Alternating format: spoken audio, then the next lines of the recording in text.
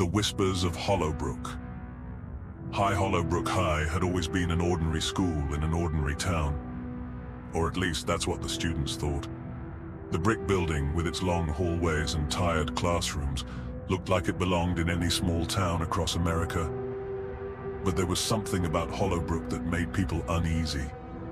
It started small, a flicker of light in the hallway when no one was around, a cold draft in a classroom with no open windows, the feeling of being watched when you were alone. At first, the teachers dismissed it as mere coincidence or overactive imaginations.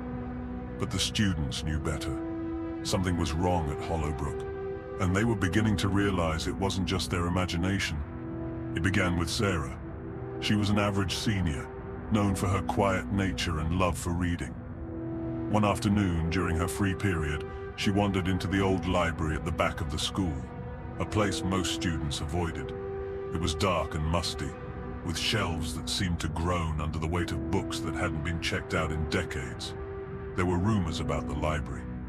Some said the librarian, Mrs. McLeod, had been there for far too long. Her eyes always too wide, her smile always too thin. Others whispered that the library itself had once been a chapel, abandoned long before the school was built on its foundations. Sarah found a dusty book on the lowest shelf, its pages yellowed with age. As she flipped through it, she felt an odd chill crawling up her spine. The words on the pages seemed to blur and shift, as though they were written in a language she couldn't quite understand. Her heart began to race as she read a passage that caught her eye. The Hollow Ones watch from the shadows. They have always been here, waiting for the right moment. Once they claim you, you will never leave. A strange noise behind her made her spin around.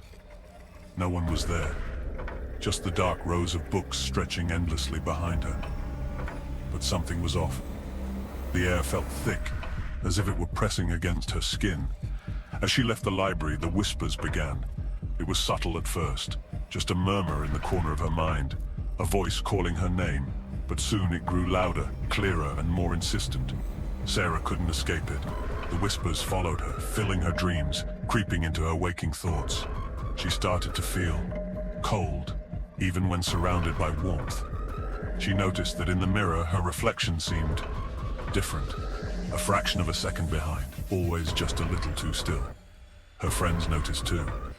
Her best friend Emily became concerned when Sarah began to withdraw, speaking in soft tones, as if speaking to someone only she could hear.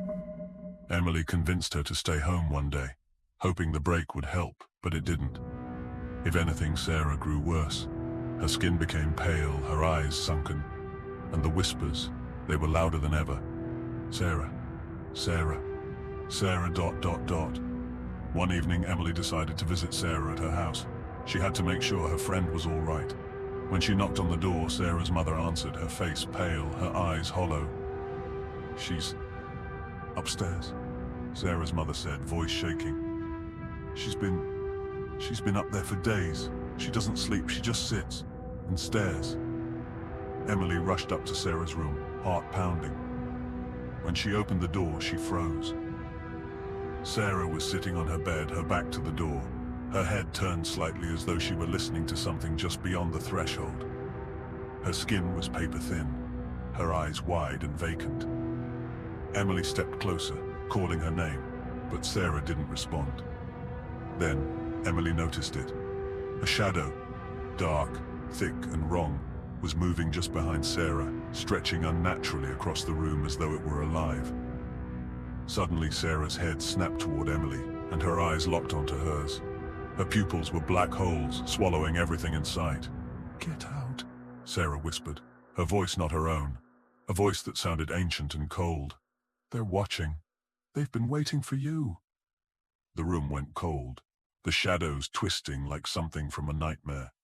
Emily stumbled back, her breath caught in her throat, and before she could run, a low growl echoed from the corners of the room, a sound that wasn't quite human, a sound that felt like the earth itself was breathing. When Emily managed to tear herself away and flee from the house, she told everyone she knew about Sarah, but no one believed her. Not until Sarah was gone, completely gone. No trace, no sign. no goodbye. Days later, Emily returned to school, only to find Hollowbrook High more unsettling than ever. The whispers seemed to grow louder, following her from hallway to hallway. She couldn't escape them, and when she finally found the courage to walk past the old library, she saw something that made her blood run cold. Sarah was standing in the window, staring out at her. But it wasn't Sarah. It couldn't be. Her face was pale and distorted, her eyes black and empty, as if her soul had been ripped out. Her mouth stretched into a smile, too wide, too unnatural, and she whispered, her voice a hollow echo. "We're still here, Emily. We've always been here, and now you're one of us." The school bell rang, and Emily turned away, but when she looked back, Sarah was gone. The whispers never stopped. The shadows never disappeared, and Emily learned the truth. The hollow ones were always watching, always waiting for the next soul to claim. Hollowbrook High wasn't just a school. It was a trap, a feeding ground for the forgotten spirits of the past, and those who entered never truly left. And now, Emily was one of them. Weeks later, a new student arrived at Hollowbrook High. He walked through the halls, feeling an odd, unexplainable chill in the air, and heard the whispers. He wasn't sure what to make of it yet, but the students who had been there before him already knew. It was only a matter of time before he would hear the voices too.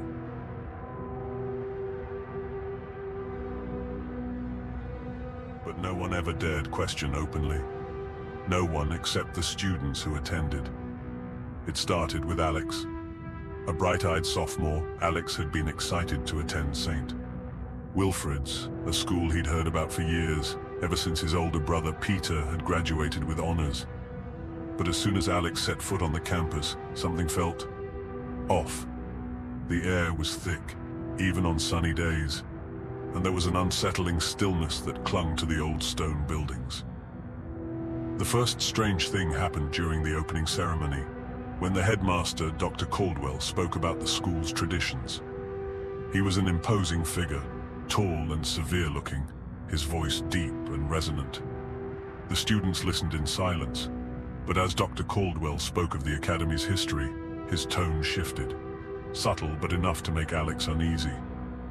"We honor the past here, Doctor," Caldwell intoned, his eyes sweeping across the room. "But remember, the past is never far behind. The sins of this school's foundation are like shadows. They are always with us, waiting." It was a line that seemed to echo in Alex's mind, though he couldn't explain why. He brushed it off, deciding it was just part of the pomp and circumstance. But as the days went on, things began to unravel in ways he hadn't expected. The students started talking about the Room of Echoes, a hidden part of the school that was rumored to be cursed. They said it was tucked away in the bowels of the old wing, a place so ancient that no one knew exactly when it had been built. It had been locked for years, but now, whispers spread that the room was opening again, though no one dared enter. Alex heard the rumors, how students who had gone in never came back the same. They'd return with hollow eyes, talking in strange, disjointed sentences, muttering things that made no sense. But what was worse, those students, though alive, never seemed fully there.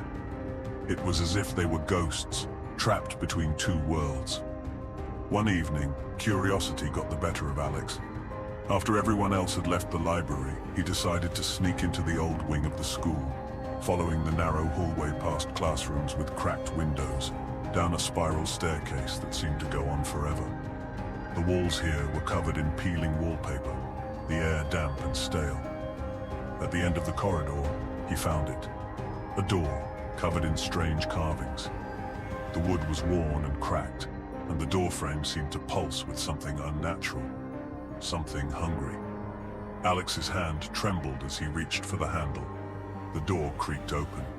Inside, the room was vast and dark, the air colder than anywhere else in the school. The walls were lined with old bookshelves, their contents long forgotten.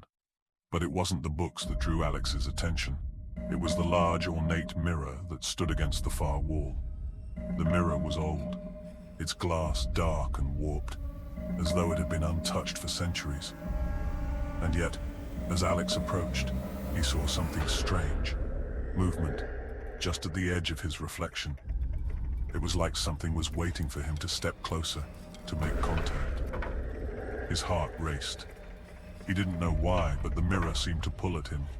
He reached out, his hand shaking.